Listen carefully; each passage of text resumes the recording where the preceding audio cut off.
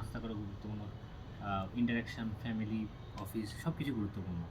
কিন্তু তার মধ্যে সালাদটা কী আনে? এই গুরুত্বপূর্ণ কাজের মধ্যে যখনই মুয়াজ্জিন শুরু করলো আল্লাহু আকবার, আল্লাহু আকবার, আল্লাহ সবচেয়ে বড়, তখনই আমাকে সাক্ষ্য দিতে হচ্ছে তার মুয়াজ্জিনের সাথে যে হ্যাঁ আল্লাহ সবচেয়ে বড়। তার মানে আমার রানিং যে কাজটা চলছে, আমার এই রানিং কাজটার চেয়ে আল্লাহর যে কল আপ টু প্রেয়ার, এই জিনিসটা আমার জন্য আরও অনেক বেশি গুরুত্বপূর্ণ। অ্যাজ এ রেজাল্ট আমাকে কি করতে হবে, যে কাজটা আমি কারেন্টলি আমার চলছে সেই কাজের চেয়ে আল্লাহর যে ডাক, সে ডাক সাড়া দিয়ে আমাদেরকে নামাজ পড়তে হবে। এই জিনিসটা মেনে নিয়েই আমাকে এই আল্লাহ যে বড়, এই জিনিসটা মেনে নিয়ে আমাকে আল্লাহর জন্য দাঁড়িয়ে যেতে হবে।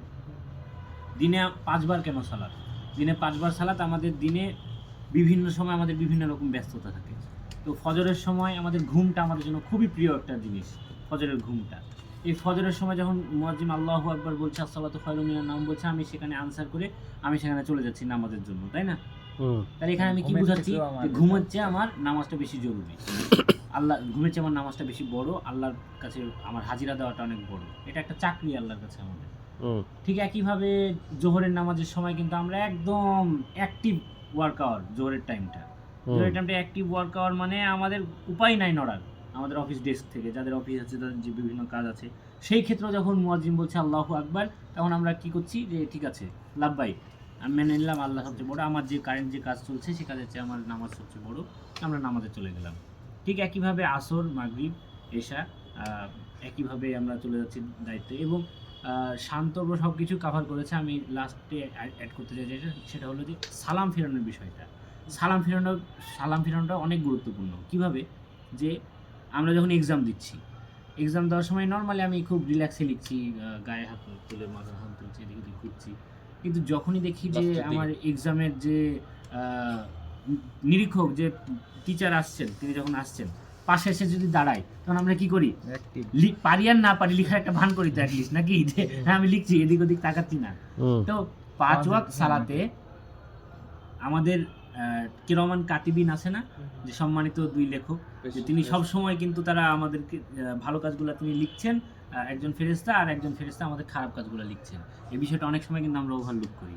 তো প্রত্যেক সালাতে আমরা যখন সালাম ফেরাচ্ছি, এই বিষয়টা, এই জিনিসটা আমাদেরকে স্মরণ করা উচিত যে হ্যাঁ আমি ফজর থেকে নিয়ে জোহর পর্যন্ত বা ঈশা থেকে নিয়ে ফজর পর্যন্ত যা করেছি তার সাক্ষী কিন্তু এখানে লেখা হয়েছে। আসসালামু আলাইকুম, আমি সাক্ষী দিচ্ছি যে আমার ডান কাঁধের যে সম্মানিত লেখক, তিনি আমার সব ভালো কাজগুলো লিখেছেন। আসসালামু আলাইকুম, আমি বাম কাঁধে আমার যে লেখক আছে, তিনি কিন্তু আমার খারাপ কাজগুলো লিখছেন। এই জিনিসটা আমি ফজর থেকে ওই ঈশা থেকে ফজর পর্যন্ত যা করি তিনি লিখেছেন। অ্যান্ড ফজর থেকে নিয়ে যে জোহর পর্যন্ত আমি আবার সালাম ফেরানো পর্যন্ত আমি যা কিছু করব তা কিন্তু তিনি লিখছেন। এই যে আমি বারবার এদেরকে কিন্তু আমি রেকগনাইজ করছি, আসসালামু আলাইকুম, আসসালামু আলাইকুম। তার মানে কি? এটা বারবার আমাদেরকে রিমাইন্ড করে দেওয়া যে তোমরা যা করছো তা কিন্তু লেখা হচ্ছে। এই জিনিসটা আমরা ফিল করি। আমার বিশ্বাস যে এই যে আমাদের একটা লুপ আমরা ধরেছি যে নামাজ পড়ার পরেও কী করে মানুষ ওই অশ্লীল বেহায়াপনা কাজ করে, যেখানে এটা স্পষ্ট বলা আছে ইন্নাস সালাতু তানহা আনিল ফাহশাই ওয়াল মুনকার। আমার মনে হয় আমরা যদি অ্যাটলিস্ট সালাম ফিরানোর সময় যদি এই জিনিসটা আমরা নোটিস করি যে আমাদের খারাপ কাজ করলে কিরকম কাতিবিন তো আমাদের ভালো কাজ খারাপ কাজ লিখছে, এর জবাব তো আমাদেরকে দিতে হবে, তাহলে মনে হয় আমরা খারাপ কাজ থেকে অনেকটা বিরত থাকতে পারি। আর নামাজ মনে হয় এইভাবেই খারাপ কাজ থেকে বিরত থাকতে আমাদেরকে একটা হেল্প করার সম্ভাবনা আছে কিনা, এতটুকু আমার অ্যাড করা ছিল। সালাত আসলে